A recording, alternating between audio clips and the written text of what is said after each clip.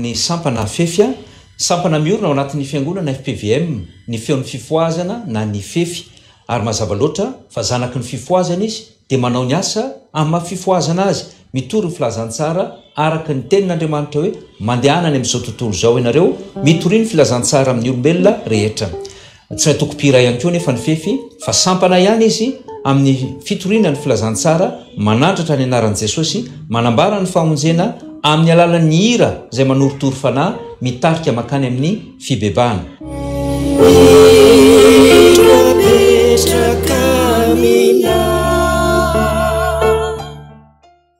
Tanora, ray aman-dreny, mpandray fanasan'ny tompo anarivony no taizana ao anatin'ny sampana, fitaizana ara-panahy amin'ny mafifoazana azy fa koa ara-batana amin'ny alalan'ny fanatanjahantena satria mandray anjara ny fanatanjahantena, ny baskety, ny foot, ny tsipy kanety be, ny lomano, ny pikambana ao anatin'ny fefy, izany hoe isika rehetra dia ao anatin'izay maha-olombelona ara-panahy ny tena mibahana kokoa zany satria ny soratra masina azy milaza hoe misy fotoana ihany ilana ny fampiasana ny tena.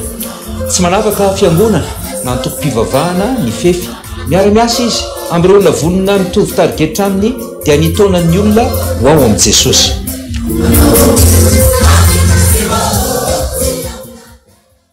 Amin'ny ankapobeny dia ny sahany FPVM no tena iasany ho ny voasoratra arak'izany mandehana mitoriny filazantsara dia nanao an'izany ny fefy satria ny filamatry ny fefy ihany koa dia ny hoe ny fefy hira ho anao, ny fefy hivavaka ho anao, ny fefy erisaina vao ampitombo ny finoanao.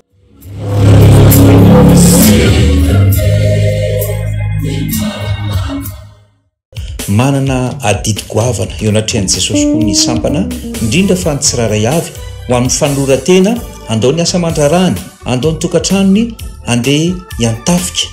Ady mafy ny fiatrehana izany tafika masina izany ary ao anatin'ny 5 hatramin'ny 20 andro no andehanana mitory filazantsara. Ny fitoriana filazantsara izay atao dia marina tokoa fa ao ny mahafefy ny fefy hira ho anao, hivavaka ho anao, erisaina vao ampitombo ny finoanao fa tsy mijanona amin'ny hira fotsiny fa tena manao ny asa ny fifoazana.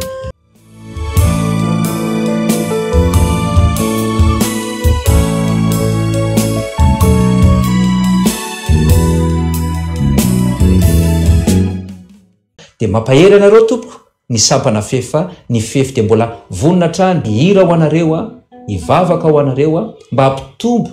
ary aina vao ho an'ny fanahinareo. Makasitraka makasitraka antsika rehetra.